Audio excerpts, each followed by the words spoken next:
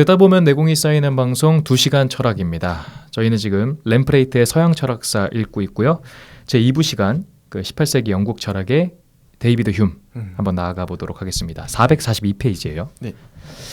이 흉이 좀 이야기할 게 조금 더 많을 것 같아요. 흉이 한 30쪽, 30조인가 40조인가 분량이 돼가지고 할 얘기가 많아요. 난이도가 좀 어떠셨나요? 난이도 최상이었던 것 같아요. 진짜 어렵더라고요. 읽어도 이해 안 되는 부분이 너무 많고요. 그러니까 로크급으로 예. 이해가 안 되는 측면들이 좀 많았는데 예. 일단은 한번 저희가 열심히 정리를 한번 해보죠. 예. 이야기 나눠보죠. 이분은 좀 제가 좀 생각이 들었던 게 스피노자하고 자꾸 비교하게 되는데 그래서 맞아요. 예, 스피노자는 그 결론을 자기가 그냥 책으로 딱 써버렸잖아요. 자기가 뭐 고민해왔던 과정 이런 거 없이.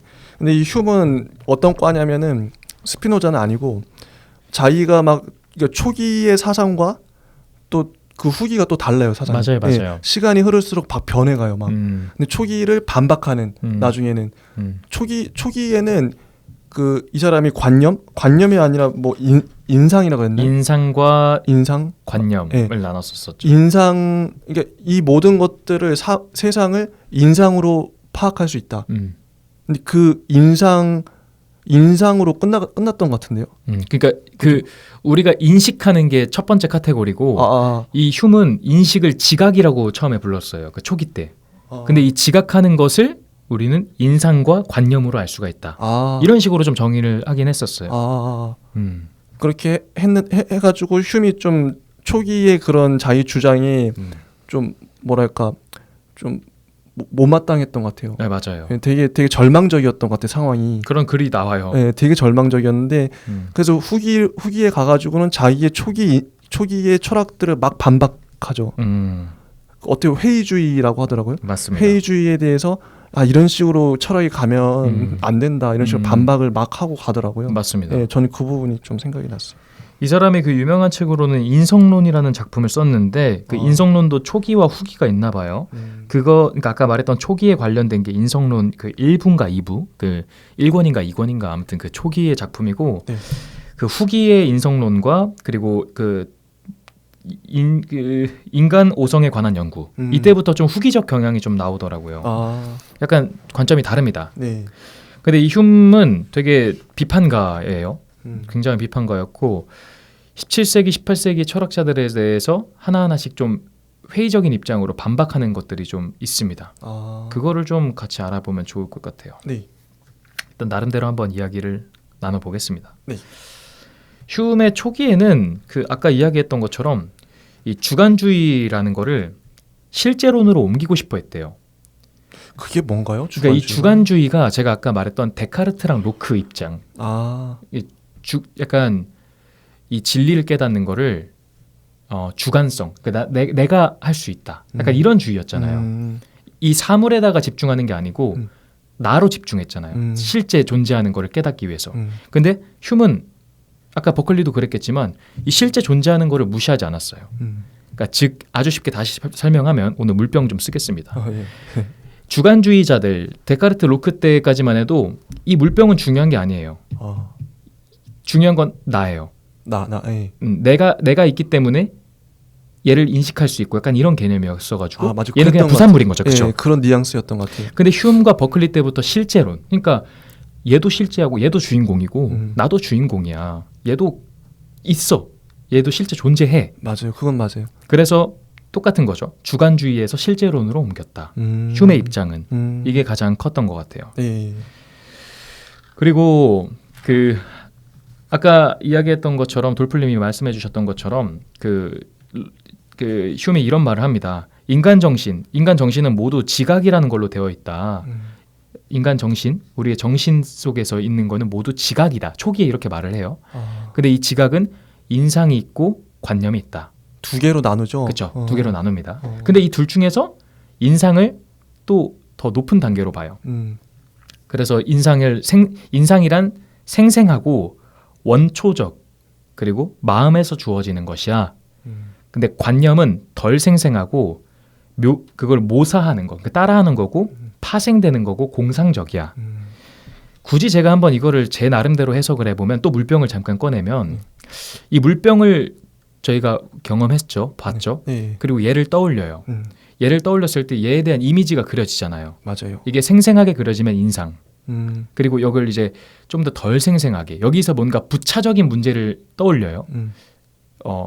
예를 들어 얘가 몇 센치지? 지름이 몇 센치지? 무게는 몇 킬로그램일까? 이런 것들은 관념. 인상은 그 이미지 자체 있잖아요. 그냥 얘 그냥 형체같이 보이는 거. 좀 더 생생한 거. 맞아요. 그런 차이라고 저는 생각을 해요.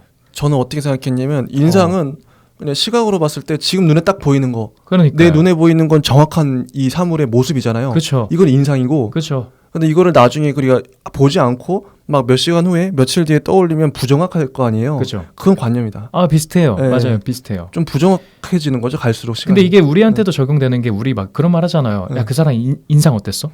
이거 굉장히 생생해요. 이거는 고민을 막 하면서 인상이 무엇일까 이렇게 하지 않고 그 사람 그냥 이랬어. 생생하잖아요. 맞아요. 내 마음에서 나오는 거니까.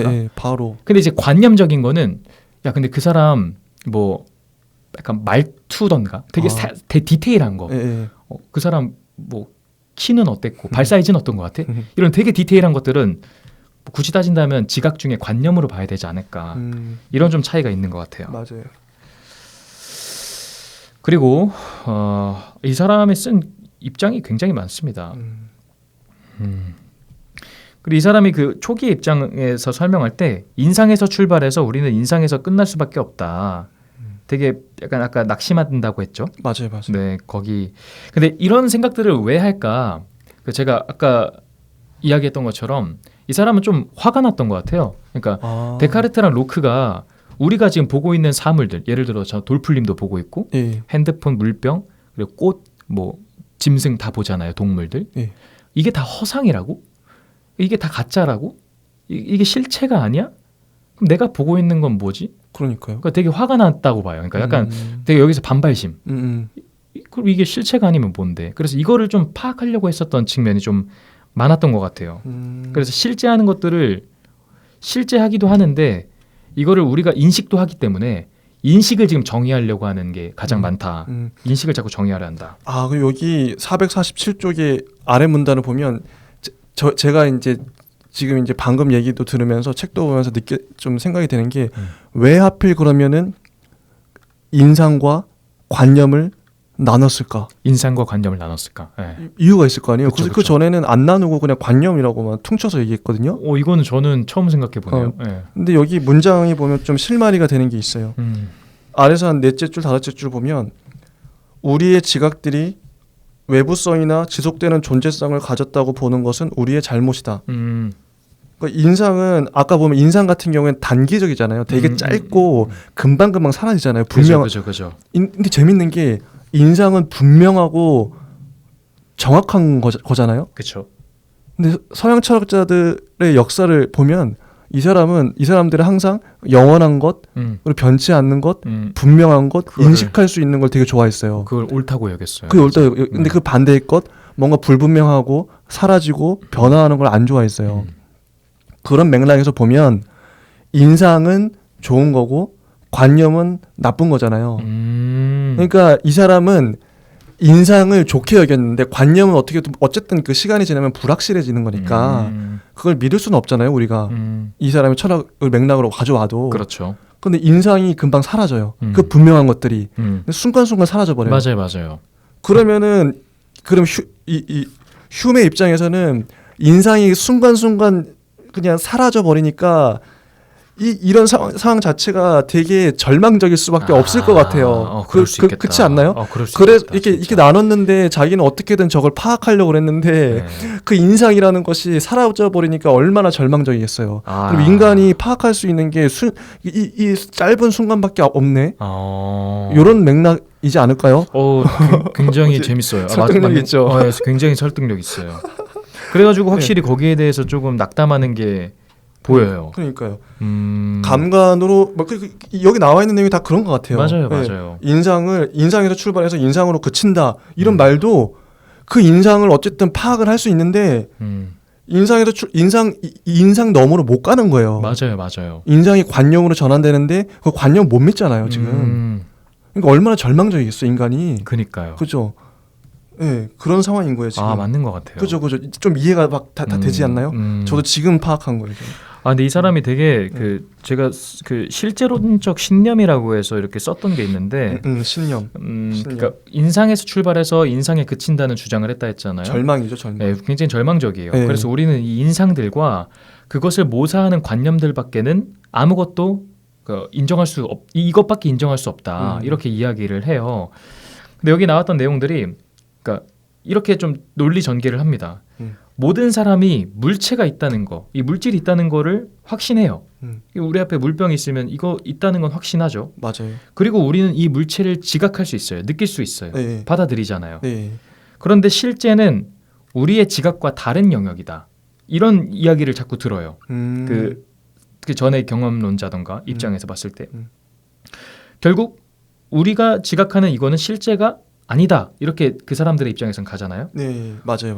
근데 휴먼은 이 신념을 없애고 싶었던 거예요. 그러니까 여기서 말하는 그 신념이 과거에서 데카르트 때부터 로크까지 이 신념이 굉장히 강력하게 박혀 있었나 봐요. 네. 사람들이 눈앞에 있는 것들이 실제하는 게 아니다. 이 패러다임이 굉장히 갇혀 있었었나 봐요. 그러니까 이 눈앞에 있는 게 내 감각이 온전히 다 파악을 못하고 이 물체의 어떤 본질이 궁극적인 본질이 더 있을 거야. 우리가 다 파악하지 못하는 이 감각기관들은 불완전하니까 네. 그런 어떤 믿음이 있었던 거죠. 근데 그게 좀 터무니없는 믿음이긴 한데. 근데 휴먼 여기서 되게 재밌게 비판하는 게 그러니까 사물이 실제하는 게 따로 있다. 따로 있다라고 이 신념들이 있다 했잖아요. 네. 근데 이거는 감관에서 나온 것도 아니고 이성에서 나온 것도 아니고 네. 이게 상상력에서 나온 거다. 그러니까 이거는 옳은 게 아니다. 약간 이렇게 이 사람은 비판을 하더라고요. 그러니까 상상력이란 단어를 끌어오죠. 상상력이란 단어를 끌어오죠. 그렇죠. 그래서 그런 측면들 되게 많이 봤었습니다. 맞아요. 그리고 상상력. 되게 인상 깊었던 부분들이 있는데. 네. 그래서 이제 이 사람이 이제 인상만 있으니까 여기에 대해서 이제 자기가 인용문을 보면 되게 절망적으로 얘기를 하잖아요.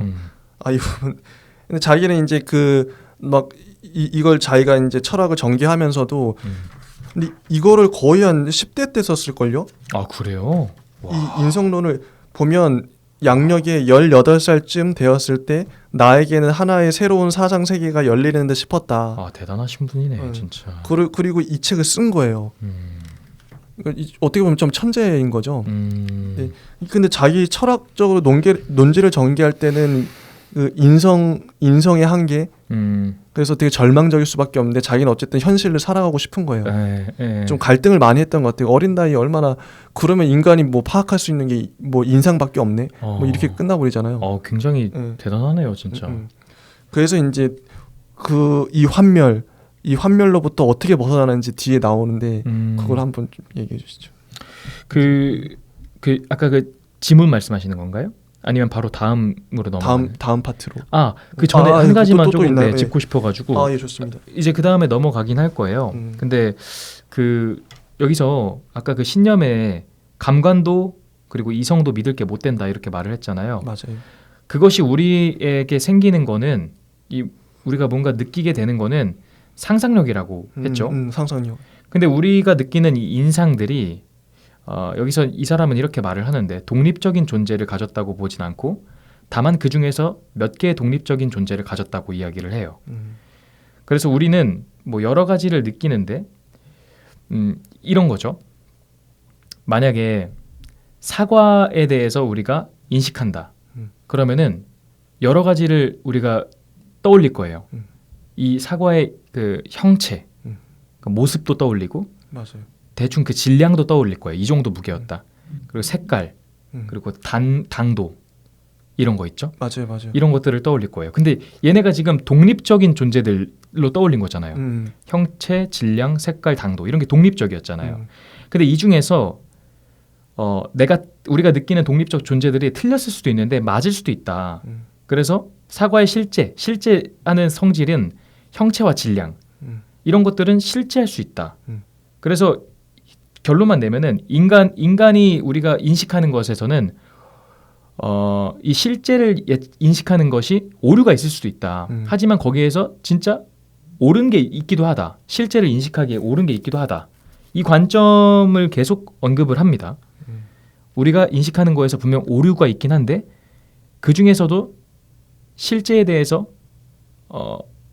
맞다고 여길 수 있는 정답이라고 할 수 있는 것도 우리는 느낄 수 있다. 혹시 이거 이해되시나요? 어렵네요. 어려워요. 진짜 어렵더라고요.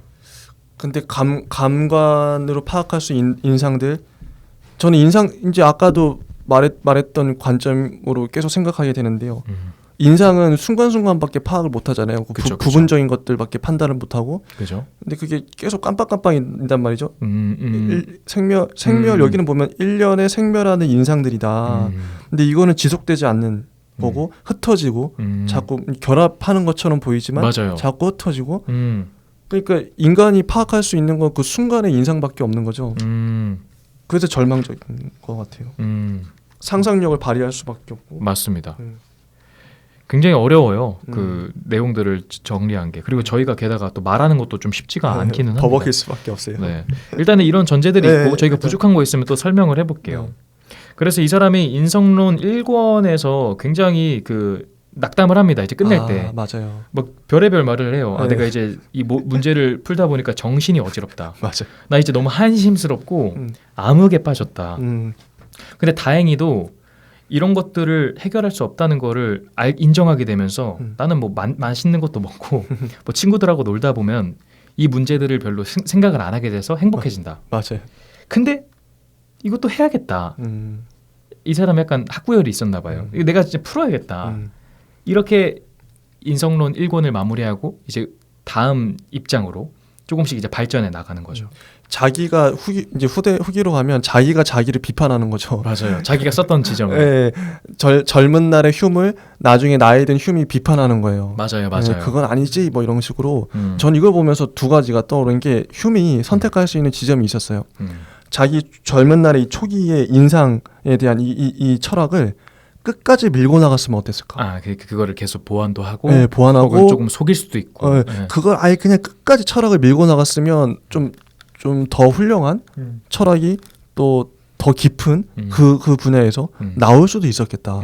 그런 점이 좀 아쉽기도 하고 또 한편으로는 자기 철학이 좀 틀렸다고 지적하고 전환한 거잖아요. 그죠. 이 지점도 되게 성숙한. 저도 굉장히 성숙하다. 보통 이제 철학자들이 가다 막히면은 좀 우길 수 있잖아요, 솔직히. 그죠. 자기는 아닌 것 같은데 우길 수 있는데 이거를 그래도 나는 겸허하게 과거에 나는 틀렸던 것 같아. 그건 아니었던 것 같아. 이건 되게 성숙한 모습이거든요. 저희도 잘 못하죠. 사람들도 다. 내가 뱉은 말을 주워 담기가 번복하는 거 진짜 어려운데. 그러니까 이 사람 아주 대단하다. 대단한 것 같아요. 읽으면서 느꼈어요, 그런 거. 가령 좀 극단적인 예시지만 플라톤이 이데아를 주창했는데 이거를 나중에 수습을 해야 돼요. 나 살다 보니까 이데아가 아니더라. 그렇게 생각할 수도 있잖아요, 사람이. 근데 그 말하는 것도 쉽지가 않고. 네, 맞아요. 그래서 솔직해요. 정말 솔직한 것 같아요. 솔직한 사람이에요. 맞아요. 그래서 이제 이 사람이 회의론적 철학들에 대해서 비판을 한다고 합니다. 이게 비판했던 게 자기 자신을 비판하다 보니까 회의론자들을 다 이제 비판할 수밖에 없었던 것 같아요. 맞아요. 그래서 이 사람이 인간 오성에 관한 연구에도 그렇고 인성론 후기에도 그렇고 이거에 대해서 반대를 했는데 이제 그가 말하는 회의론이라는 거는 이 사람이 이제 회의론에 대해서 반박을 했다 했잖아요. 네. 그게 주로 데카르트랑 로크의 회의론들이었대요. 이 두 사람이 회의적으로 갖고 있었던 입장들을 이제 휴미 좀 반박하려고 한 거죠. 데카르트의 그 회의가 선행적 회의론이라고 해서 그렇죠. 데카르트가 선행적. 그게 보편적 회의를 했다 그러는데 데카르트 하면 여러분도 아시다시피 그 모든 것들을 이렇게 질문을 던졌다 그러잖아요. 그렇죠. 그 질문을 던지다가 계속 부정하고 그러다가 분명한 게 하나가 있다. 마지막에 가서 남은 게 나는 생각한다. 나는 존재한다. 내가 생각하기 때문에 존재하는 거는 자기가 부인을 할 수 없었던 거예요. 그렇죠. 이런 회의를 했다. 그리고 하나만 더 추가를 해보면 그냥 쉬운 말로 한번 표현해 보면 이 데카르트의 선행적 회의 이게 뭔 말일까? 그러니까 데카르트는 우리가 쉽게 생각하면 그 게임 뭐죠? 그 미로처럼 이렇게 찾는 거 혹시 아시나요? 꼭 게임들 봐보면 예, 있죠. 입구에서 시작해가지고 그런 거 막 있어요. 진짜 막 꼬여가지고 출구를 찾아가는 게임 있잖아요. 있어요. 약간 그런 것을 빗대어 봤을 때 데카르트는 야, 길을 잘 들어야 된다. 그러니까 틀린 길을 찾아가면은 절대 저기 도착지로 갈 수가 없어. 그러니까 즉 그 데카르트가 생각하는 정답에 다가가기 위해서는 초반에 쓸데없는 것들을 다 해치워야 돼. 이걸 하지 않으면은 다가갈 수 없어. 그러니까 쉽게 표현하면은 정답에 다가가기 위해서 내가 지금 100가지의 재료를 갖고 있어요. 근데 여기서 다가갈 수 있게 만드는 그 쓸데없는 것들 버려. 그래서 극단적으로 5개만 남기고 시작을 하는 거예요. 데카르트는. 이래야지 다가갈 수 있어. 이거를 비판해요. 휴미. 맞아요. 비판해요. 네, 이거를 비판해요. 그러니까 당신이 그렇게 연구할 주제가 있는가 없는가 그것부터 이제 끈질기게 의심을 하면은 안 돼. 그러니까 회의로부터 벗어날 길이 없다. 그렇죠. 출발하기 전에 뭐 이렇게 회의를 많이 해버리면 자꾸 막 내 스스로 의심하고 내가 이거를 연구하는 게 맞을까? 이게 맞을까? 탐구 자체를 안 해요. 탐구를 철학적 노력을 파기한대요. 모든 철학적 과학적 노력을 파기하는 거다. 맞아요. 네. 너무 깊게 빠지면은 아무런 도피구도 없다. 맞아요. 이런 식으로 비판하죠. 그러니까 정답을 알기 위해서 A, B, C, D, E, F, G를 다 탐구를 해봐야 되는데 데카르트는 너무 그거를 다 걷어내가지고 야 A는 쓸모없어. 이렇게 하는 순간 A를 애시당초 탐구를 안 하기 때문에 맞아요. 이런 빈 공간들, 그러니까 약간 이런 결점이 생긴다. 그래서 이 사람에 대한 회의론 이거 좀 잘못됐다라고 비판하는 거죠. 제가 이 지점에서 좀 짚고 넘어가고 싶은 게 있었어요. 이거는 자살하는 사람들의 심리와 같다.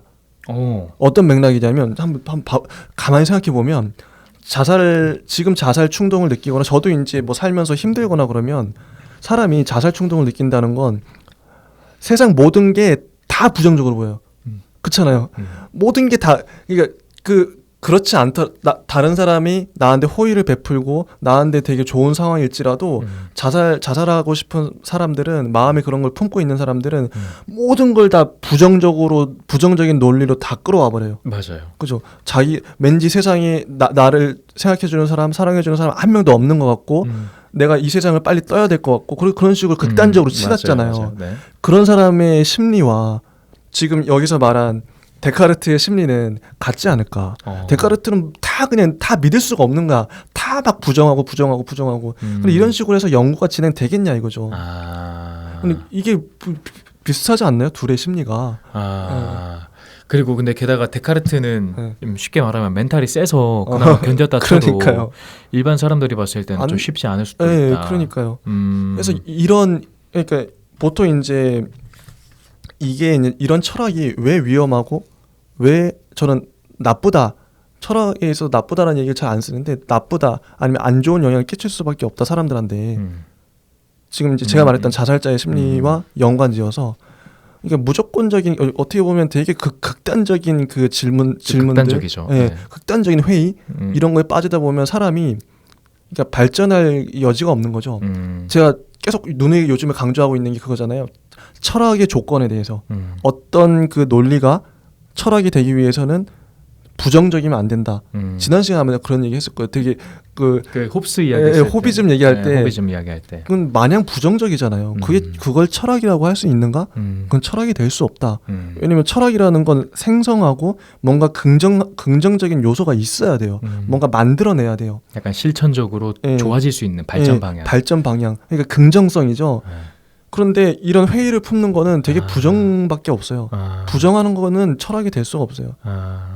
뭔 말인지 이해는 돼요. 자살자가 자살을 하고 싶은 마음들 그런 걸 품고 살면은 더 이상 뭐 나아질 게 없죠. 근데 그런 사람들한테 자꾸 희망을 주고 뭔가 살아갈 의미가 필요하잖아요. 그러니까 철학이라는 건 의미잖아요. 의미를 생성하는 거. 그런 부분에서 이건 좀 저는 그게 좀 이게 와닿았어요. 이런 부분. 데카르트는 굉장히 계산적인 사람이었으니까요. 뭔가 감성적으로 이 사물을 보고 사람 자리를 보는 게 아니고 모든 걸 다 연장으로 봤잖아요. 연장으로 본다는 게 되게 웃긴 표현이에요. 지금 생각해 보면 좌표로 본다는 거잖아요. 그러네요. 인간을 다 좌표로 보는 거예요. 완전 수학적으로 보는 XYZ 3차원의 좌표로 이렇게 구성되어 있는 거죠. 그러니까 진짜 모든 세상을 수로 봤었던 사람인 건 맞는 것 같아요. 그래서 그거에 대해서 안 좋아합니다. 그 흉 같은 경우에도 되게 비판 지점이 많은 것 같아요. 그래서 여기도 그런 문장이 나와요. 모든 감각 경험의 그 가치를 회의적으로 거부하는 성찰들은 사실 문제들에 대한 인식에 절대로 도달할 수 없다. 그러니까 네가 계속 감각을 부정하지 그러면은 네가 사실 문제를 어떻게 파악할 건데 그런 이런 식으로 이제 반박을 하는 거죠. 맞아요. 이 보편적인 회의로부터 빠져나갈 그 도피구 이거는 그러니까 이 보편적 회의에서 빠져나가기 위해서 이성으로서 안 된다. 이 이성 하나만으로는 안 된다. 이런 식으로 또 이야기를 하고요. 그리고 근데 이런 말을 해요. 그 선행적 회의론 이게 충분히 온건해지거나 그러니까 좀 괜찮아지고 좀 수정 보완을 하면은 그거는 좀 좋은 제안이 될 수 있다. 그러니까 좋은 그 솔루션이 될 수도 있다. 극단적인 회의론이 아니라 약간의 완화된 회의론은 근데 좋다. 이거 휴움 되게 좋은 자세인 것 같아요. 무조건 이거 너 틀렸어가 아니고 네. 틀렸는데 이렇게 고치면 좀 더 좋은 이론이 될 맞아요. 것 같아요. 약간 이렇게 봐요. 그러니까 질문을 던지는 건 좋은 거죠. 그죠. 여기도 보면 지적 겸허가 되기도 하고 맞아요. 네, 편견으로부터 벗어날 수 있게 하고 맞아요. 네, 이런 자세는 좋은 것 같아요. 맞아요. 이 여기서 표현하는 게 이렇게 고치면 괜찮은데 고치게 되면은 이제 우리가 장점이 있다고 생각을 했어요. 휴미. 이 선행적 회의론에도 장점은 있어. 뭐냐면 우리가 다 그냥 있는 그대로만 받아들이려고 하는 인간의 성질이 있잖아. 근데 그걸 조금 더 이성적으로 검토할 수 있는 장점은 있는 것 같아. 그거를 우리가 오성이라고 해서 좀 좋은 점도 있기는 해. 그런데 우리가 이것만으로 모든 진리를 다 닿을 수 없는, 그러니까 닿을 수는 없다. 이거는 좀 인정했으면 좋겠어. 뭐 약간 이런 식으로도 표현을 합니다. 그리고 보면은 아무도 관념들의 관계에 관한 연구로부터 실제적 존재나 사실 문제에 관한 연구로 넘어갈 수는 없다. 관념은 관념으로 다룰 수 있고 맞아요. 이런 얘기를 실제적 존재는 그 사실 문제로만 다룰 수가 있대요. 관념은 그러니까 머릿속에 있는 논리나 연역적인 체계 그런 걸 일 텐데 그래서 이제 휴먼은 이게 실제적인 것들을 관찰, 실험 이런 걸 끌어오는 거죠. 그게 중요하다. 맞아요. 그게 중요해요. 네, 그게 중요하다고. 이전에 만약에 초기의 휴미라 그러면 아까 인상만 중요했잖아요. 그러니까 인상은 이제 관념일 텐데 근데 이제 관찰과 실험도 인정을 한 거죠. 그래서 이 사람의 약간 그 사용법이라고 해야 될까요? 약간 이런 거를 표현하는 게 이 이성으로 아까 말했지만 완벽한 정답을 찾을 수가 없기 때문에 그 이성은 약간 추리하기 위한 도구가 될 수 있다. 약간 이렇게 표현해요. 그러니까 데카르트는 이성으로 모든 걸 다 꿰뚫고 모든 세상을 알 수 있어 이렇게 단언했지만 야 그걸로 못 알아. 대신 이성이 되게 좋은 추적 도구가 될 수 있어. 약간 이런 말을 해요. 그래서 어떻게 하냐. 이 사람이 표현하기로는 약간 이런 식으로 말을 합니다. 우리가 이성을 통해서 모든 실제하는 것에 모든 것에는 반대 성질이 있다. 그러니까 미는 힘을 가지면은 이제 당기는 힘도 있겠고, 그러니까 또 뭐가 있을까요? 뭐 뜨거운 게 있으면 차가운 것도 있고, 약간 이렇게 반대 성질이 있잖아요. 근데 반대 성질을 발견할 수 있다면 이거는 실제를 또 파악할 수 있는 단서가 되잖아요. 이성으로서 그런 것들을 파악할 수 있다. 약간 이렇게 말해요. 이 문장 저도 봤는데 너무 어렵던데. 어려워요. 이게 그래서 결론적 회의론 한번 넘어가 볼까요? 이게 선행적 회의론을 비판하고 맞아요. 그 완화돼야 된다고 비판했고 결론적 회의론 같은 경우에는 맞습니다. 그러니까 이거는 로크를 비판한 것 같아요. 로크를 비판했죠. 로크가 결론적으로 막 사유를 전개하다가 포기를 했죠. 관념을 믿을 수 없어 그러고 그냥 포기해버렸잖아요. 그래서 결론적 회의론이라는 거는 우리의 감관들이 의심적일 때 그때 우리의 판단을 뒤집어 버렸던 회의론이다. 그러니까 우리가 느꼈었던 이런 감관에 대해서 의심을 갖는 거 자꾸. 그렇죠. 의심을 갖고 우리 이거를 다 거짓으로 느꼈었던 그 회의적인 측면을 비판을 한다는 거죠. 결론적 회의론은. 그러면 이제 휴먼은 감관을 신뢰하게 됐다. 이제 네가 이제 시각이나 청각 이런 것도 믿을 수 있다 이런 거잖아요. 그죠. 네, 결국엔 예전에 못 믿었는데. 그래서 이게 그런 식으로 맞아 감각을 믿는 거 되게 중요한 것 같아요. 그리고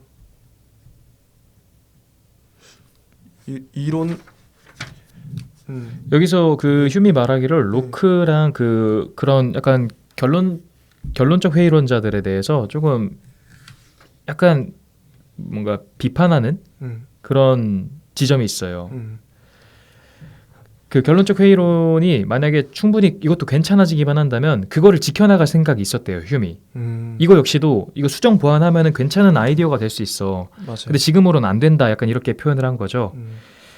그 만약에 이게 괜찮아지는 그게 된다면 일단은 휴은 감관들을 덮어놓고 의지할 것이 아니다. 약간 이렇게 한 거를 강조했다고 합니다. 일단 한번 읽어볼게요. 예. 그러나 그는 감관들이 추리에 앞서 자연 세계의 실제적 대상들에 대한 어떤 직접적 지식을 우리에게 준다는 것, 그리고 이 감관들이 추리의 인도를 받아 그 여러 가지 결함을 수정하는 데 있어서나 그리하여 그것들이 진위를 타당하게 기준을 여기는 것, 이것에는 우리가 도움이 될 수 있다라고 이야기를 했는데 이게 뭔 말이냐면 다 이거 방금 무시하고 감관이라는 거 이거를 우리가 느껴버리는 이런 감각을 완전한 도구라고 볼 수는 없는데 이 자연 세계를 이해하기 위해서 실제를 이해하기 위해서 우리는 감각을 통해서 지식도 얻을 수 있잖아요. 맞아요. 그리고 이 지식을 통해서 결함, 부족한 점을 또 수정할 수가 있잖아요. 예. 그리고 이거를 통해서 더 타당한 기준들을 만들 수가 있잖아요. 예. 그래서 로크의 로크의 이런 결론적 회의론을 이런 식으로 고치면 지식으로도 쓸 수 있고 결함을 고치는 데도 쓸 수 있고 타당한 기준으로도 만들 수 있어. 약간 이렇게 바꿉니다. 저는 이제 여기 보니까 이 부분이 이렇게 저희가 좀 버벅일 수밖에 없는 게 책을 읽으면서 이걸 이해하면서 최대한 풀어내려니까 너무 어려운 거예요. 예. 제가 지금 이제 이해한 걸 좀 얘기를 해보면 감각은 부분적이고 단편적이잖아요. 그죠? 단편적인데 이거를 그러니까 휴미 그 기존의 회의론자들한테 반박을 하면서 또 자기의 과거의 자신한테 반박을 하면서 자기의 논리를 펴려니까 이론적으로는 그거를 회의론자들의 파괴적 비판에 대해서 제대로 반박을 할 수가 없는 거예요. 자기도. 그죠. 어떻게 파괴책을 못 세우는데 실제적으로는 이치에 맞는 결과를 산출하는 게 감각이고 우리 말했던 아까 관찰이고 실험이고 그 일반적인 상식이잖아요. 그죠. 그런 걸 이제 후기 휴먼 받아들였으니까. 근데 이론적으로 저도 이 부분이 이 지점이 또 중요한 것 같아요. 우리가 그 감각 뭐랄까 관념에 대해서 이제 관념에 대해서 이제 여기 문장이 있었는데 한번 읽어. 이게 반박하기가 너무 어려워요. 아, 맞아요. 지금 우리가 너무 당연한 거를 논리적으로 표현하려다 보니까 진짜 어려운 그 구간들인 것 같아요. 그러니까 이게 반박하기가 참 어려운데 어디 갔지?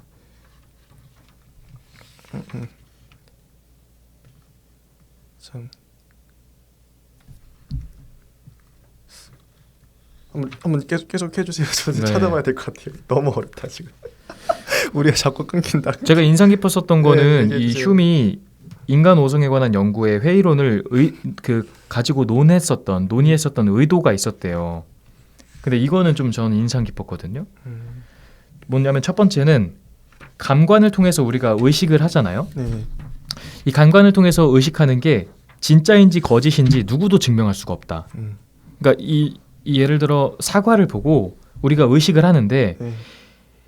우리가 의식하는 것이 진짜인지 거짓인지 실제하는 거에 진짜인지 거짓인지 그 누구도 증명할 수가 없다. 네. 그리고 두 번째는 온건한 회의론은 그러니까 이제 좀 수정된 회의론. 이거는 아까 데카르트적인 사고 방식에서 경우의 수를 줄이려고 하는 자신의 그런 약간 독단적인 오만함을 좀 버려라. 그리고 결론으로 다가갈 때는 최대한 체계적으로 추리해라. 이렇게 이 사람이 수정을 좀 내요.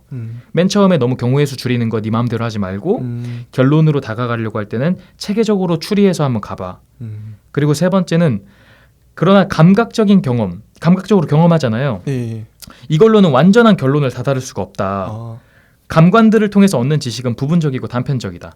되게 쉬워요. 사실 이것도 사과가 있으면 얘에 대한 아주 질량과 형체와 빛깔과 색 이런 것들은 잘 알 수가 있지만 사실 얘에 대한 완전한 결론, 얘는 우리가 이제 아는 물리학 용어거든요. 그러니까 원자 분자잖아요. 이건 알 수가 없어요. 어떻게 알겠어요? 모르죠.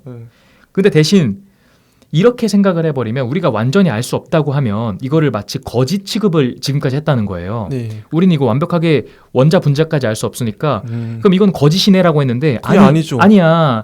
자꾸 그렇게 하지 마. 그러면은 그것도 엘리트주의적이야. 그러면은 일반 사람들이 보는 게 다 거짓말이라고? 아니야. 이것도 진짜야. 이것도 진짜인데 조금 덜 분명한 진짜일 뿐이야. 이런 식으로 써야 돼. 약간 이렇게 표현한 것 같아요. 맞아요. 그게 맞는 것 같아요. 네. 아 어렵습니다. 이거 네. 찾으셨나요 혹시? 아니요, 그냥 넘어가죠. 넘어가죠. 네, 나중에 나올 거예요 아마. 아 그리고 또 재밌었던 그 제가 중심으로 느꼈었던 것들 좀 소개하고 싶은 것만 좀 해볼게요. 예, 계속 네. 하죠. 그 감각적 경험의 신뢰에 대해서 이제 휴메 견해가 마지막으로 나온 게 그 자연 종교에 관한 대화 이런 책에 제시가 되어 있대요. 근데 여기서 이 사람이 표현하기를 외부의 대상들이 우리에게 인상을 준다. 그러니까 우리가 어떠한 사물을 봤을 때 외부잖아요, 얘가. 우리에게 인상을 준다는 건 다 알고 있대요. 근데 우리가 갖고 있는 인상이던가 이런 내 관념, 이미지는 우리가 경험을 했었던 테두리를 넘어가지가 않는다. 이런 말을 해요. 뭐 쉽게 표현해 보면 우리가 바다를 떠올리면 우리는 구글에서 봤던 네이버에서 봤던 바다를 떠올릴 수밖에 없고 당연하죠. 그리고 그렇죠. 아니면은 한국에서 봤던 바다 정도밖에 못 떠올려요. 근데 맞아요. 정말 특이한 바다가 있을 수도 있잖아요. 우리가 못 봤던. 네. 거기는 우리는 닿지 못한다는 거예요. 경험을 못 해봤기 때문에. 맞아요. 근데 이것을 우리가 느꼈었던 예를 들어 대한민국 동서의 남해 바다를 봤고 구글링을 본 걸 토대로 우리는 어느 정도 대상에 대해서 무난하게 판단을 할 수가 있대요. 그러니까 바다는 대충 이런 거야. 맞아요. 이 정도는 할 수가 있다. 근데 이것들에 대해서 세상과 완벽한 그 법칙들을 찾을 수는 없다. 이런 표현을 해요. 뭔 말이냐면 동해 바다, 남해 바다, 서해 바다로 전 세계 바다는 이러하다라고 성질을 엮어버릴 수는 없다고. 당연하죠. 네, 당연한 거죠. 내가 본 하나의 바다인데 그거를 전체로 퉁쳐가지고 그렇죠. 법칙을 만들 수가 그렇죠. 없죠. 네. 그래서 대상들이 세계를 그 관념으로 이렇게 연결할 때 우리는 얻을 수가 없다. 왜냐하면 우리는 그 어떤 우주 개벽설 이런 체계던가 이걸 갖고 있는 증거가 없다. 왜냐하면 우리의 경험은 이렇게 써 있어요. 우리의 경험이라는 거는 아주 불완전하고 맞아요. 범위가 있고 굉장히 지속적이고 제한적이다. 그래서 사물들 전체에 대해서 아주 확실한 추측을 할 수 없는 단서다. 그러나 우리가 가지고 있는 관념들은 실제적인 대상들을 모사한 거다. 이미지한 거다. 그렇기 때문에 우리가 하여금 우리가 이 자연 안에 있는 사물을 그래도 제대로 인식할 수 있게는 해준다. 이렇게 표현을 해요. 정리하자면 마지막 정리 한 번만 해볼게요. 아까 했었던 우리가 인식한 걸로 모든 그 진짜 이 세상의 근원을 알 수는 없다라고 표현을 해요. 지금 흉을 현대 용어로 말하면. 그래서 우주 개벽설, 뭐 빅뱅이던가 이 빅뱅에 대한 지금은 증거들이 막 있잖아요. 있죠. 뭐 그 되게 있더라고요. 근데 이때 당시 그런 게 없었기 때문에 난 이거를 우주의 원리, 만물의 근원 같은 거 설명할 수가 없어. 그리고 이거를 설명하기 위해서 우리 실제로 벌어지고 있는 일들로는 그거를 또 설명할 수가 없어. 뭐 예를 들어 사과가 떨어지는 걸로 빅뱅을 설명할 수는 없잖아요. 그렇죠. 그리고 내가 이렇게 팔을 휘두르는 걸로 빅뱅을 설명할 수는 없잖아요. 우주의 근원을 설명할 수는 없잖아요. 그렇죠. 그렇기 때문에 완벽하게 진리를 파악할 수는 없는데 적어도 우리가 일어나고 있는 앞에 있는 이 세상의 현상들은 정말 어렵다. 이 현상들은 거짓은 아니다. 근데 실제 하는 것들이긴 하다. 맞아요. 그래서 우리가 경험하는 거는 이 실제 하는 것들을 볼 수 있는 그런 측면만 가져가지 이걸 진리에 닿을 수 있는 증거물이 될 수는 없다. 맞습니다. 와 진짜 어렵습니다. 일단 한번 계속 나가보죠. 이게 지금 흉이 길기 때문에 네. 계속 나가보죠. 뒤에도 얘기하다 보면 네. 또 연결될 거예요 아마. 아무튼 그래서, 여기까지 이해하셨을 거라고 네. 믿어봅니다 한번. 그래서 흉은 어떤 학설도 회의론 자체보다 더 회의적일 수는 없다. 이런 식으로 비판했고요. 비판합니다. 네. 그리고 이제 다음 파트 한번 넘어가 볼까요? 다음 파트 때 이제 로크와 버클리와 흉의 관계 막 이렇게 써 있어요. 그렇습니다. 근데 여기서 이제 흉의 되게 약간 결론적인 측면들의 이야기들을 많이 썼더라고요. 여기를 한번 읽어보면 흉의 인성론 1권에서는 로크의 인간 오성론에서처럼 경험은 일련의 그 주관적 지각들이었다 이랬잖아요. 예, 예. 그러니까 인성론 1권, 휴메 1권에서는 로크와 비슷했다 입장이. 아, 그런데 휴메는 인간 호성에 관한 연구, 그 자연 종교에 관한 대화, 이제 후기 작품들에는 예, 후기. 경험이라는 것은 오히려 그것들의 본성에서 미리 알려지지 않은 네. 그리고 오직 그것들을 관찰하고 조작함으로써만 발견될 수 있는 방법들이다. 아, 그러니까 그런 대상들만 그러니까- 달랐던 그러니까 거죠. 조금 더 이제 긍정한 거예요. 맞아. 경험을. 관찰과 조작할 수 있는 것들 그렇죠. 다뤘다. 그러니까 이전의 인성론 때는 로크와 마찬가지로 경험이 약간 좀 실제적이지 않다, 좀 쓸모없다 이렇게까지 생각을 했는데, 인상만 있었으니까요. 그렇죠. 근데 이제 후작에는 이거는 본성에서 알려지지 않은, 그러니까 우리가 관찰하고 조작함으로써 발견할 수 있는 이 대상들과 좀 친해질 수 있는 약간 특징들이 있다. 그래서 이렇게 말해요. 이렇게 되다 보면은 역사가들은 다음과 같이 말을 해도 좋다. 즉 경험론은 휴메 원숙기의 저작에서 사람들은 그들 자신의 심적 상태로부터 출발해야 하며 그런 후에는 관찰과 직접적 경험의 한계를 넘는 다른 대상들에 도달하려고 해도 좋다고 하는 이론이기를 그쳤으며 그러한 이론이 되는 대신 그것은 인간의 여러 가지 정념과 관념은 물론이고 또한 물질적 대상들과 물리적 및 사회적 사건들이 포함하고 있는 온갖 종류의 대상을 연구하는 방법이 되었다고. 맞아요. 여기 더 이제 아울러서 이 어떻게 변하냐면 요 460쪽을 보면 더 정확한 것 같아요. 그러니까 예전에 이제 초기에는 인상이니 지각이니 이런 하는 말을 썼잖아요. 네. 그런데 이제는 그런 것에 대해서 이런 용어를 거의 쓰지 않았다. 맞아요. 네. 이런 용어 자체는 이제 안 쓰고 그러니까 휴먼 오히려 대상들, 우리 대상들은 뭐 사물들 이런 거겠죠. 그런 사물들에 관해서 때로는 심지어 자연적 대상들에 관해서 실제적 존재에 대해서 혹은 사실에 대해서 말하고 있다.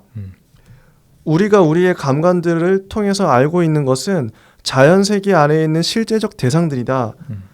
그래서 휴먼 감관 경험의 신뢰성을 길게 논하진 않았대요. 감관 경험을 믿을 수 있냐 없냐 이거는 데카르트부터 휴메 초기까지 계속 갔잖아요. 이게 쓸데없다. 네, 이걸 이제 부인한 거예요. 이제 그걸 넘어선 거죠. 이제 그건 중요한 문제가 아니야. 그래서 이제 뭐 감관 경험은 이제 당연한 걸로 여겼고, 그래서 휴먼 이제 와서는 몇몇 다른 철학자들처럼 지각이라고 그가 부르던 것으로부터 우리가 출발해서 평범한 사람들이 실제로 있다고 믿는 실제적 대상들을 추리할 수 있는가 없는가 하는 문제를 자체를 고찰하지 않았대요. 그는 오히려 어떻게 우리가 직접 지각하고 확실히 기억하는 소수의 대상들로부터 출발해서 이 광대한 세계에서 감감과 기억의 한계를 넘는 다른 많은 대상들을 믿게 되는가. 이게 이제 문제 설정이 바뀐 거죠. 맞아요. 네. 이 부분이 저는 되게 좋더라고요. 질문이 바뀐 거예요. 사람의 질문이. 인식론에서 어떻게 보면 이게 뭐랄까 존재론? 그러니까 소수의 대상들을 우리가 인식할 수 있는데 어떻게 다수로 또 그게 확장할 수 있는가? 이런 식으로 추리할 수 있는가? 이게 이제 휴메의 문제 설정이 바뀐 거죠. 이 지점. 맞습니다. 이거 되게 중요한 측면이긴 해요. 네.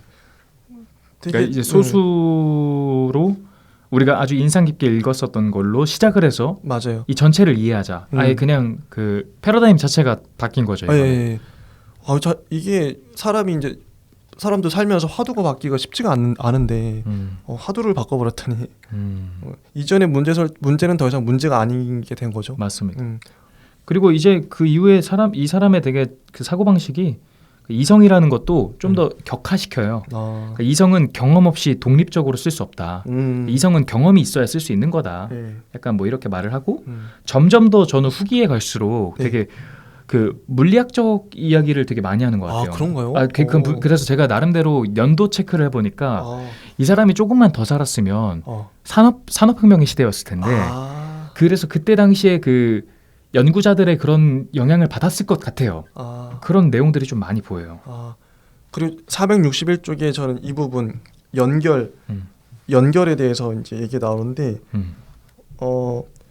휴미 이런 얘기했었어요. 자연 안에서 일어나는 사건들은 절대로 연결되어 있지 않다. 자연 안에서 일어나는 사건은 연결되어 있지 않고 관계되어 있다. 이게 어려울 수 있는데 연결이 안 되고 관계되어 있다. 그러니까 이게 연결은 관념들 간에서 오직 관념들 간에서만 찾아볼 수 있다고 휴먼 믿었다. 관념들은 때로 감관의 경험에서 떠나 그것들에 관하여 우리가 추리할 수 있도록 서로 연결되어 있다. 그러한 논리적 관계에 있다. 그러나 연결은 우리 주위의 자연 세계에서는 아무 데서도 찾아볼 수 없는 것이라고 휴먼 진심으로 주장하였다. 제가 보기에는 이 관념의 세계와 자연 세계를 나누고 관념의 세계에서는 연역적으로 이게 추리를 할 수 있잖아요. 연결이 되잖아요. 네. 사고가. 근데 자연 세계에서는 그런 연역적인 게 없다 이런 거예요. 그러니까 A, B 얘기도 하거든요. A가 일어나고 뭐 B가 일어나고 462쪽에 보면 그 얘기 계속 나오잖아요. 네. A가 나오고 B가 나오고 근데 서로 이건 어떤 얘기냐면 실제 그러니까 관념의 세계에서는 연결이 돼. 연역적으로 돼. 이게 원인이고 이게 결과가 돼. 근데 실제 세계에서는 연역도 없고 연결도 없고 없다는 거예요. 그 주장을 하더라고. 우리가 상식적으로 생각하는 거를 좀 뒤집더라고요. 아 이거 진짜 중요하고 어려운 혹시 이 문제였어요. 부분 이해되시나요? 네, 저는 일단 이해는 했었었는데, 예. 그러니까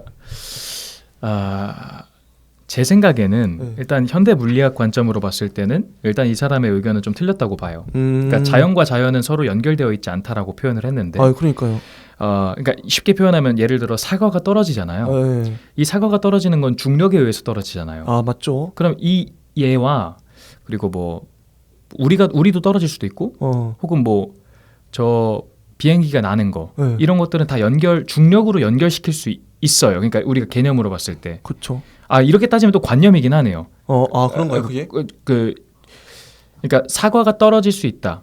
이거를 우리가 중력이라 하겠다. 그리고 비행기가 저렇게 높이 날 수 있는 거는 중력을 거스르고 있다. 그러니까요. 그래서 비행기가 나는 것과 사과가 떨어지는 관념을 연결할 수는 있네요. 저는 예시를 그러니까 사과를 심었는데 사과 나무가 났다. 그러니까 이걸 A, B로 보면 사과를 심었는데 사과 나무가 났어. 이거는 연역적인 거잖아요. 연결이 그죠. 되는 거잖아요. 네. 근데 휴먼 이거를 아니다 이렇게 반박을 했거든요. 왜 그랬을까? 좀 그러니까 이게 왜 휴먼대는 이게 중요한 문제였을까? 이게 좀 생각이 되더라고요. 저도 이걸 어떻게 설명해야 될지 모르겠는데 어쨌든 이 사람의 취지가 그 인간의 이성으로 모든 물질 세계의 법칙을 완전하게 이해할 수는 없다. 그러니까 이성의 한계를 딱 이제 지적하는 거죠. 선언을 했어요. 여기도 문장이 나오는데 이러한 추리는 뭐 A가 B의 원인임을 추리하는 거 이런 거는 맞아요. 네. 심리적으로는 필수적인 것이지만 이성적으로 인도되는 것은 아니다. 맞아요. 이런 식으로 주장을 해요. 맞아요. 이게 왜 이렇게까지? 그러니까 이 물질의 성질을 이해하기 위해서 그 완벽한 인과관계를 추적하는 게 아니고 그냥 우리 인간이 이해할 수 있는 논리적 체계일 뿐이지 이게 진짜 그 물리적으로 맞는 건지는 모르죠. 왜냐면 이건 지금 머리로 굴리는 거고 맞아요. 원래 실험을 해야 되잖아요. 실험. 맞아요. 그래서 이거를 A에서 B로 가는 거를 추리하는 거 신념이라고. 네. 이성이 아니라 그냥 신념을 갖는 거다. 그냥 그렇죠. 믿는 거다 이렇게 얘기하더라고요. 관습은 인간 생활의 큰 지침이다. 이런 식으로. 이게 좀 부가 설명을 하면 A에서 시작해가지고 B가 일어났어요. 그러니까 아까 말씀하셨던 거 되게 좋은 것 같아요. 사과 씨앗을 심었는데 그러니까 사과 나무가 나왔다. 그럼 연결된 거 아닌가요? 처음에는 이거에 대해서 별 생각을 안 한대요. 근데 이것들이 한 100번, 10,000번 관찰되다 보면은 그쵸. 이제 이거를 우리 표현으로 하면은 여기서 말하기는 관찰자의 정신 속에 하나의 연상이 세워진다 이런 말을 하는데 그리고 경험에 있어서 규칙성은 정신 속의 습관이나 관습을 만들어낸다 이런 말 하는데 결과적으로 우리의 고정관념이 생기는 거예요. 씨앗을 품으면 이 사과나무가 난다. 이게 약간 나오는 거죠. 그러니까 이게 오성이나 이성이 하는 일이 아니고 관념들의 연합 내지 상상이 하는 일이다. 뭐 이런 식으로. 그렇죠. 관념들의 연합이 이거를 관찰자가 하는 거다. 이런 식으로 주장을 하는 것 같아요. 근데 지금 저희가 10,000번, 100,000번 사과나무가 심어지는 거를 발견했어요. 그러면 우리는 이렇게 생각하겠죠. 사과나무를 이렇게 심어서 이런 식으로 가꾸면은 사과나무가 돼라고 하는데 만약에 지구가 기후가 바뀌었어요. 그래서 똑같은 땅에 똑같은 방법으로 하지만 사과나무를 심어도 안 나요. 안 날 수 있죠. 그러니까 이거는 아까 말했던 것처럼 인간의 그냥 고정관념인 거고 정말 물질적으로 이거를 인간이 다 파악한 건 아니다라는 관점인 근데 것 확실히 같아요. 근데 엄밀히 이성적으로 따져보면 그 자연 그러니까 머릿속 관념 속에서는 무조건 연역이 되긴 해요. 어떤 뭐 조건이나 상황 변화에 상관없이 연역이 이루어지잖아요. 네, 근데 자연 세계에서는 무조건 되는 건 없는 것 같아요. 맞아요. 연역적으로 무조건 일어나리라는 건 사과 나무를 심었는데 안 날 수도 있고. 그러니까 이게 그런 케이스는 너무 많은 것 같아요. 그래서 이렇게 얘기했을 수도 있을 수도 있을 것 같고요. 확실히 이성을 못 믿었나? 그래서 그냥 이성과 그리고 오성을 그냥 이제 이 사람은 우리가 예전부터 이야기했던 오성 있잖아요. 아, 예. 이거는 그냥 우리의 그 관습이 생기잖아요. 이거를 좀 수정할 수 있게 만드는 좋은 지침서가 될 거다. 그러니까 낡은 신념 같은 거를 좀 고쳐줄 수가 있다. 예를 들어 우리가 딱 미신이 생기잖아요. 예. 뭐 이때 이렇게 하면은 뭐 신이 잡아간다. 네. 이런 것들을 신념화된 거를 우리의 오성과 이성으로 야 그거 아니야라고 고칠 수 있는 도구가 된다. 그런 식으로 써야 된다 이런 표현을 합니다. 또 464쪽에 보면 의지의 작용 속에서도 필연성의 신뢰를 전혀 찾아볼 수 없다. 그러니까 필연성에 대해서 또 필연성의 관념에 대해서 뭐 힘의 관념에 대해서 비판을 하는 것 같아요. 여기가 진짜 딱 물리학적인 개념들이 많이 나오더라고요. 그러니까 우리가 세계에 관해서 감관들로 감각으로 느끼는 그 경험이 있잖아요. 예. 이걸로 필연성의 실제 사례, 실제를 찾을 수가 없다. 우리의 의지에 말씀하셨던 것처럼 우리의 의지의 작용 속에서 필연성을 볼 수가 없다. 필연적인 게 없다. 그러니까 제가 쉽게 표현을 해볼게요. 우리가 예를 들어 돌풀님과 어떤 사람이 만나요. 이거를 지금 목격하고 내가 지식이 없는 상태인데 이거를 목격함으로 인해서 핵 융합에 대해서 알 수 있나요?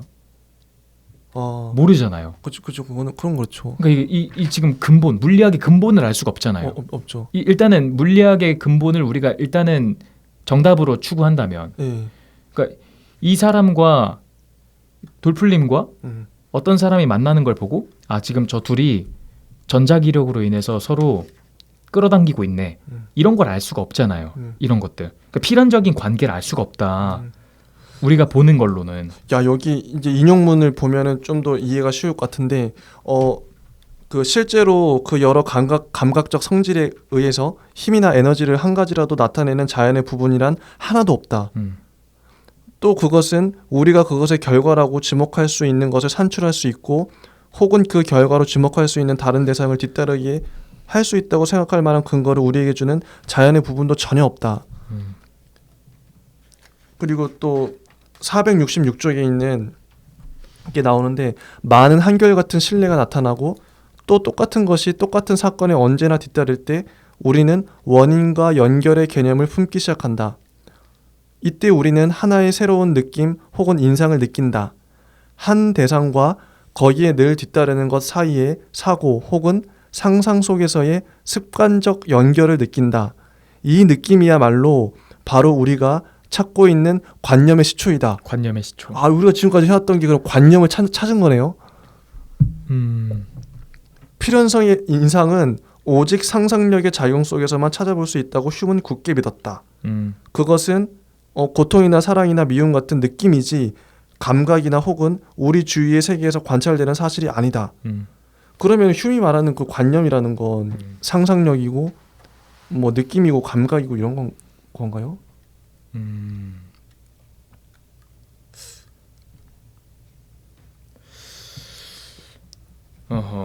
좀 애매하게 가네요. 좀 휴은 좀 이성을 좀 불신했나? 이 그거는 있는 것 같아요. 그래서 관념의 시초가 어디냐 그것에 대해서 그 고안하는 게 좀 많은 것 같긴 해요. 그러니까 여기서 약간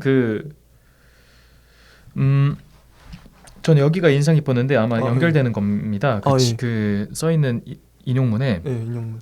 외부에 있는 물체들의 활동이 필연적이라고 하는 거, 그리고 그것들의 운동의 상호 전달, 그리고 그것들의 끌어당김 및 서로 달라붙음 등에는 아무렇게 되는 성질이나 자유의 흔적 이런 것이 조금도 없다는 것을 누구나 인정하는 바이다. 그러니까 우리가 뭐 끌어당기고 달라붙고 이런 성질들 있잖아요. 자연의 힘. 그렇죠. 이런 것들에 우리가 이것을 증명할 수 있는 단서가 없다. 이렇게 생각하면 좀 좋을 것 같아요. 그 다음에 모든 물체는 그 운동의 정도, 방향이 이 운동의 정도와 방향이 어떤 절대적 운명에 의하여 결정된다. 이게 뭔 말이냐면 우리가 우주에서 예를 들어 공을 빵 찹니다. 그럼 얘는 계속 일직선으로 똑같이 갈 거예요. 그렇겠죠. 운명에 의해 결정된 겁니다. 이거 우주의 그냥 법칙에 의해서. 우주의 법칙. 얘가 공이 움직이고 싶다고 해서 움직일 수가 없고 그냥 얘는 계속 인간도 마찬가지예요. 맞아요. 인간을 만약 지구 밖으로 던져버리면 저항할 수 없이 그냥 계속 앞으로 갈 거예요. 중력이 없는 한. 그 말입니다. 그리고 이 노선을 벗어날 수 없다고 했고 그러므로 물질의 활동은 필연적인 활동의 실내라고 볼 수 있다. 맞는 말이죠. 물질이 활동하는 거는 필연적으로 활동하는 실내라고 볼 수 있다. 이거 일단 넘어가고요. 그리고 이 점에서 물질과 꼭 같은 기반에 서 있는 것은 어떤 것을 막론하고 필연적인 것으로 인정해야만 한다. 필연성이 계속 나오네요. 네. 필연성의 관념. 그러니까 제가 생각하기엔 이게 뭔 말이냐면 제가 우리가 정말 쉬운 것들을 자꾸 어렵게 해석하려니까 그런 건데 맞아요. 뭐 또 예시를 들면 우리가 무거운 물체를 떨어뜨리잖아요. 네. 그럼 이건 중력 때문이다. 이제 이걸 알잖아요. 네, 알죠. 이거는 중력이라는 필연적인 활동, 이 필연적인 힘에 의해서 작용되는 거잖아요. 이걸 물체로 볼 수가 있고. 그러니까 이 사람은 이걸 인정해 버린 거죠. 이 외부 물체, 이런 우리가 있는 것들은 필연성 혹은 힘의 실내 이런 거를 우리가 경험을 통해서 직접 목격할 수가 있다. 467조 이 문장 보면 좀 좋은 것 같아요. 우리가 우리의 경험을 꼼꼼히 연구하고 확실한 증거를 저울질함에 있어서 가장 정확한 규칙들을 따르지 않는 한 우리는 우연한 연속 관계를 인과적인 연속 관계로 오인하기 쉬운 것이다. 그렇죠. 흉이 비판한 건 이거 같아요. 그러니까 우연하게 그냥 연속되는 걸 뿐인데 저 인과적으로 자꾸 사람들이 자연에서 일어나는 거 아까 AB도 그렇고 저거를 인과적인 게 아니다. 저거는 근데 우연히 일어날 뿐이다. 그거를 지금 말하고자 하는 거 아니에요? 맞는 것 같아요. 맞아요. 맞아요. 그거는 맞아요. 그래서 필연성의 관념이라는 것도 필연성의 관념이 나쁘다는 거 아니에요? 그러니까 그런 관념을 가지면 안 된다 이런 거잖아요. 인간들이 지금 니네들의 상상력으로 그거를 파악하는 거지. 그건 느낌이나 감각이지. 그 사실이 아니야. 이런 식으로 주장을 하는 거죠. 맞아요. 이게 이제 좀 맥락이 되는 것 같아요. 정말 쉬운 건데 사실은. 그러니까 뭐 우리 뭐 옛날에 그 신탁 있잖아요. 그 그리스의 신탁. 근데 그게 그 진짜 신탁하는 사람들이 신관들이 신탁을 했대요. 근데 이 사람들이 되게 몽롱하게 막 중얼중얼거리면서 이렇게 신탁을 했다 하잖아요. 근데 그게 알고 보니까 그 신관 자리, 의자 밑에 수증기가 나오나 봐요. 근데 그게 약간의 지금으로 따지면 현기증, 마약 현상을 갖고 있는 그 대기 수증기인가 봐요. 그러니까 사람이 그걸 마시고 몽롱해지는 거예요. 근데 어떤 사람이 찾아와서 신이시여 어떻게 합니까 하니까 몽롱한 상태에서 그냥 이렇게 하는 거예요. 근데 이게 맞아. 그러니까 이걸 보고 필연적이다. 이거 맞다. 이렇게 착각하지 말라는 거죠. 맞아. 우리가 꼼꼼하게 이걸 저울질 안 하면은 이게 진짜인 줄 안다. 약간 착각한다 이런 거죠. 근데 확실히 휴먼 진짜 회의론자가 맞는 것 같아요. 모든 것들을 의심해 보는 거잖아요. 지금. 맞아요. 신학 비판 여기도 한번. 이 사람 종교에 대한 것도. 근데 재밌는 게 인과 이론 이것도 원인과 결과잖아요. 이 사람 왜 이렇게 그 원인과 결과에 끈질기게 집착을 할까요? 매력 있어요. 근데 전 휴미 좀 재밌었거든요. 저도 휴미 좀 이 사람이 은근히 매력이 있어요. 어렵지만 어려워요. 인과에 관심이 많네요. 인과에 관심이 많아요. 그러니까 이 사람은 만약에 한 100, 200년만 늦게 태어났으면 또 되게 재밌는 이론을 펼쳤을 것 같아요. 그럴지도 몰라요. 그 물리학적인 토대 위에서. 이게 그래서 인과 신학적으로 막 비판을 하는데 목적인 막 나오잖아요. 목적성, 뭐 목적인들의 질서 배치 이런 거. 그러니까 여기서 나오는 게 그 인간의 기회와 자연의 운행 사이에 유사한 게 있는 것이 과연 신뢰할 만한 건가 그렇지 못할 건가 이거에 대해서 전력을 다했다 이런 표현을 합니다. 근데 이제 인간의 기회와 자연의 운행 좀 쉽게 표현하면 뭐라고 할 수 있을까요? 인간의 기회. 기회의 작품들 그거는 뭐 그림을 그린다든지 뭐 예술 아닐까요? 음악이라든지 그러니까 자연의 약간 운행. 굳이 표현하면은 지금 말씀하신 거 들어봤을 때도 생각한 게 인간의 기회를 너무 어렵게 생각하지 말고 인간의 행위라고 하면 될 것 같고 그럴 수도 있겠네요. 자연의 운행은 그냥 자연 현상이라고 하죠. 그게 낫겠다. 그러니까 여기서 유사한 거, 유사점이 있냐, 그리고 유사점이 있다면 이거 신뢰할 수 있냐 없냐, 이거를 고찰한다. 근데 이거를 왜 신학 비판이라는 책으로 썼냐면 여기서 이 사람이 재밌는 게 대화라는 책인지 모르겠지만 그 약간 소설 형식으로 써요. 그 세 가지 인물을 꺼내옵니다. 맞아, 3명 있어요. 네, 첫 번째가 데메아라는 인물인데 이 데메아라는 인물은 유신론적 신앙의 수단으로서 이성을 불신하는 신비가라고 합니다. 그러니까 신앙을 믿는 사람이기 때문에 이성을 믿지 않는 거예요. 왜냐하면 하나님의 본성을 이성으로 파악할 수 없다라고 생각하는 거예요. 그 두 번째는 이제 클레안테스라는 인물이 나와요. 클레안테스. 이 사람은 오랫동안 자연 종교라고 불려온 것의 옹호자다. 옹호자. 네. 그래서 인간의 아까 말했던 행위와 자연의 현상에는 믿을 만한 그 법칙이 있다. 서로 연결성이 있다. 그다음에 마지막 필로는 필로, 흉의 입장인 거죠. 흉을 대변하는 거죠. 네, 대변자. 그래서 이것을 데메아와 클레안테스와 필로 즉 흉으로 대화를 나누나 봐요.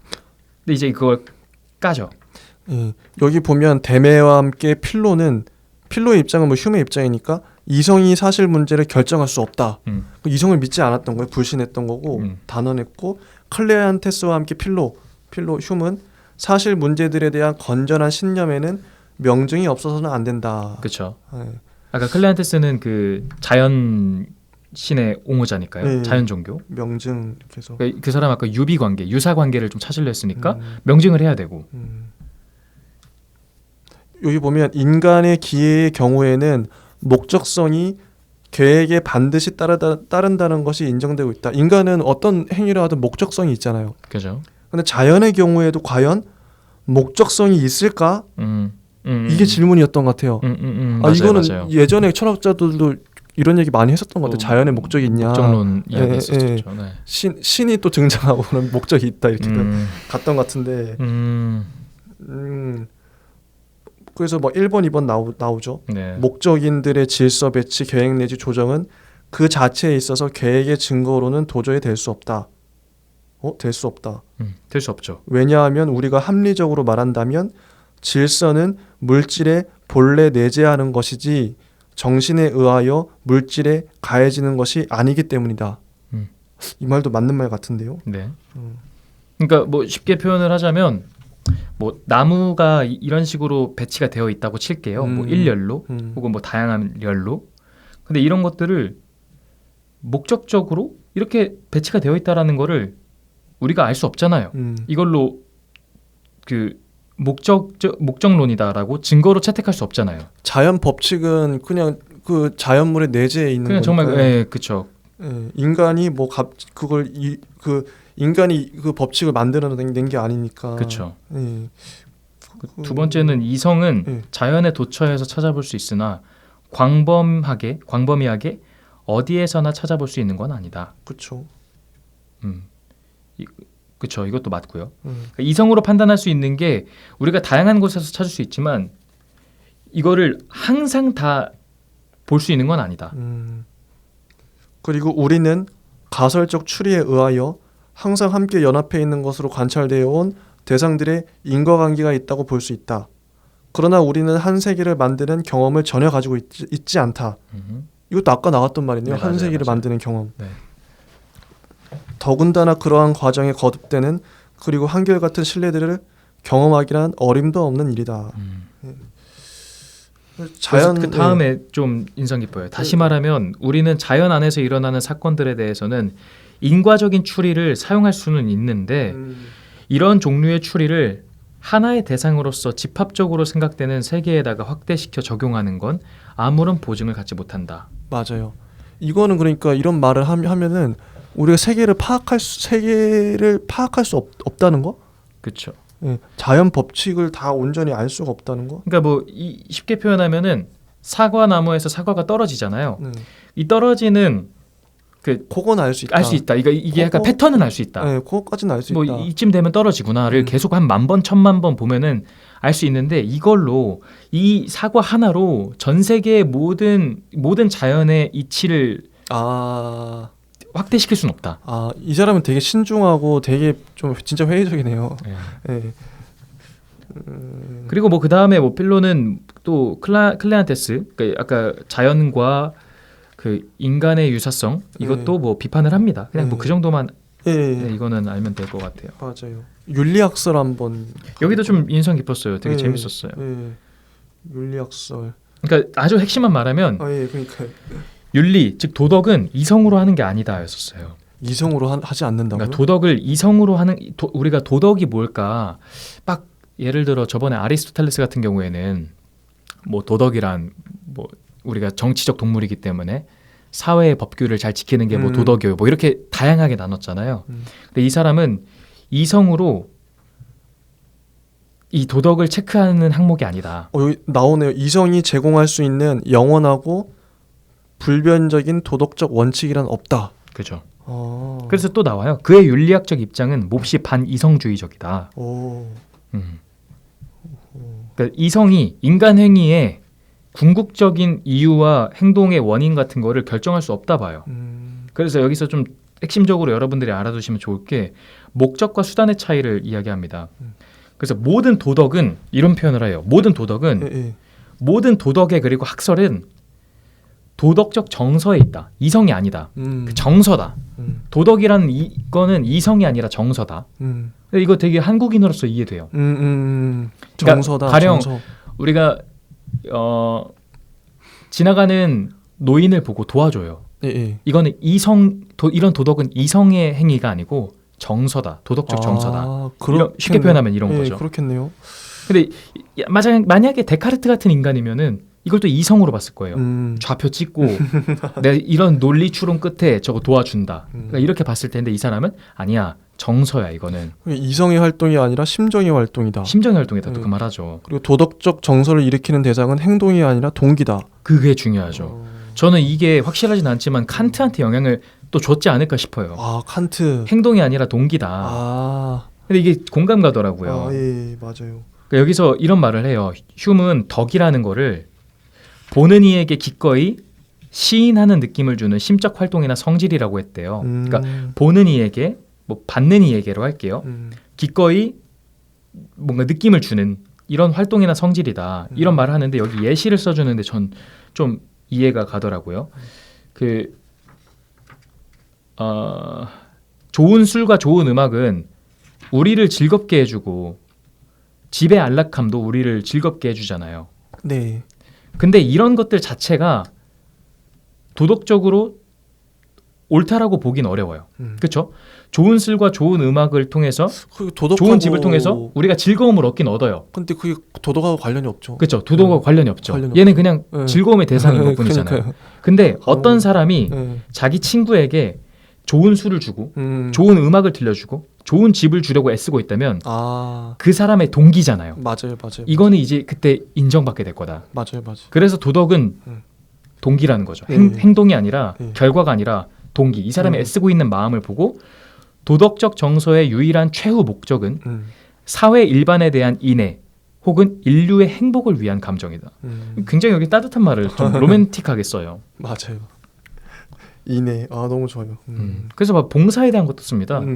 이 봉사라는 그 동정심이라는 거는 사실 우리 주변에 있는 가까운 문제보다 멀리 있는 문제잖아요. 근데 인간은 되게 이기적이기도 한데 되게 이타적인 것도 있대요. 왜냐면 이거는 인간의 본성이라고 이 사람은 취급해요. 그래서 이 봉사를 이타심으로 합니다. 그래서 여기서 인애가 생긴대요. 인간의 애. 근데 이걸로 인애를 그 사람과 나눌 수도 있고 내 자아를 실현할 수도 있다. 이런 측면으로 또 이야기를 하는데 지극히 지금 생각하면 정상적인 굉장히 공감 가는 측면이에요. 그리고 아래 이제 정리한 문장들이 나와요. 흉을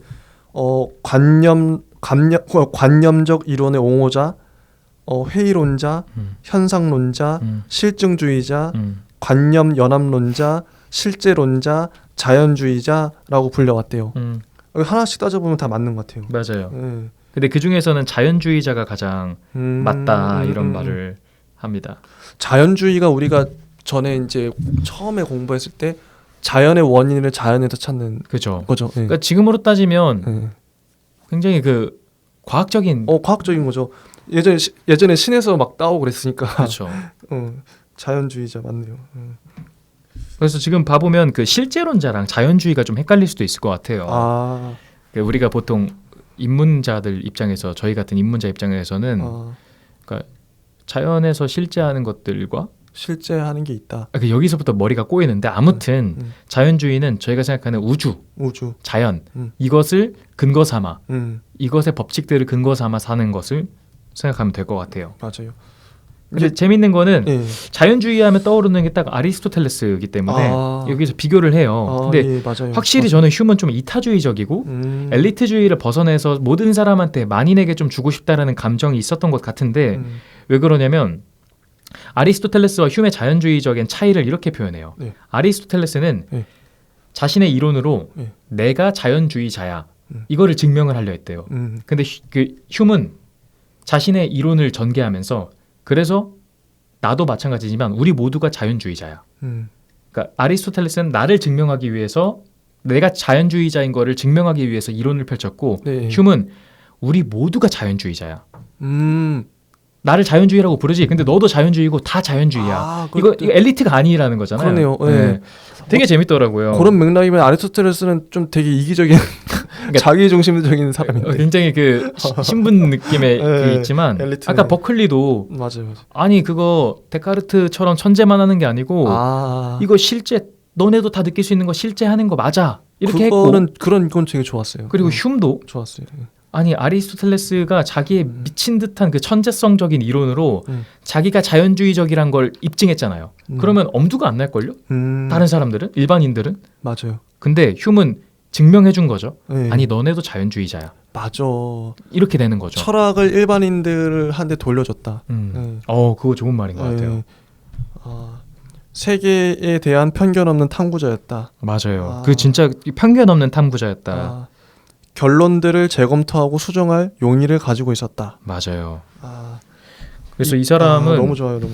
그 뉴턴의 학설, 이게 이제 우주론적 개관, 세계의 기원, 신학적 노력 이거를 다 의심했다고 하고요. 인간의 지식을 조금씩 늘려가는 데 마음을 썼고 그가 비판하는 그런 능력들은 그 로크와 데카르트를 필두로 했던 주관주의와 불가지론, 알 수 없다. 그러니까 우리는 지식을 알 수 없다. 이 불가지론에 기울어지는 이런 경험론, 이런 거를 자연주의적 경향을 가진 경험론으로 대체할 수 있도록 노력을 했다. 근데 이게 저는 개인적으로 잘 모르겠지만 휴미 그 문명 발전에 엄청 영향을 미쳤을 것 같아요.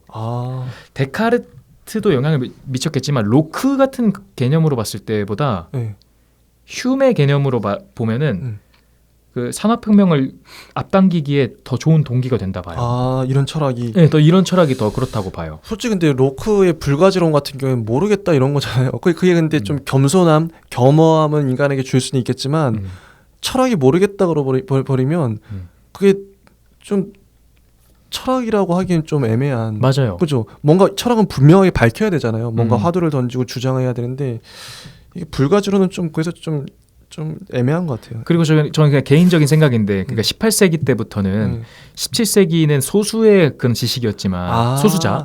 근데 18세기 다중이 됐잖아요. 다수. 근데 이게 정확한 포인트네. 18세기 때 제 추측입니다. 다음 주에 저희가 루소를 배우는데 이때 프랑스 시민혁명이 일어나요. 근데 프랑스 시민혁명의 동기가 되려면 우리 모두 지금 일어나고 있는 이 현상들이 실제여야 돼요. 만약 이게 다 맞네. 가짜고 그러면 그 사람들이 운동을 왜 합니까? 그러니까 그런 철학을 갖고 있으면 이게 가짜야. 그럼 살 이유가 뭘까요? 그러니까요. 근데 모두에게 동기를 심어줬잖아요.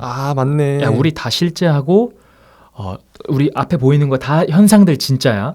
저 악행들도 진짜고 저 사람들의 저런 지금 우리가 일어나고 있는 이 정치적 부도덕성 이것도 실제야.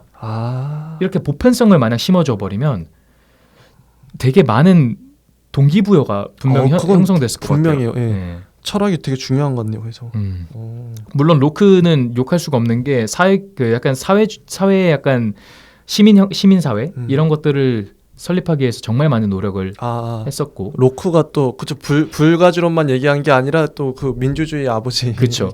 근데 그 과정이 조금 너무 어려울 수도 있다 일반인들한테. 근데 토대를 잘 마련해줬고 업적이 있죠. 전 여기에서 이어받아서 휴미 좋아서 우리 모두가 다 이거에 참여할 수 있다라고 약간 용기 아닌 용기를 심어줬을 수도 있겠다. 네. 이런 생각이 듭니다. 이제 흉 한번 마무리 해볼까요? 네, 이거 진짜 쉽지 않네요. 저희가 진짜 오늘만큼 많이 버벅였던 날은 없었던 것 같아요. 맞아요.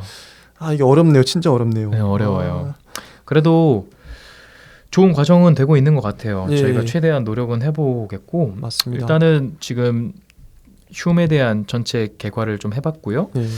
마지막 남은 인물 있죠? 토머스 리드는 3부에서 네, 리드는 이제 3부에서 좀 자세히 이야기 나눠보도록 하겠습니다. 네. 저희 2부 여기서 마무리하도록 하겠고요. 3부 때 인사드리도록 하겠습니다. 네.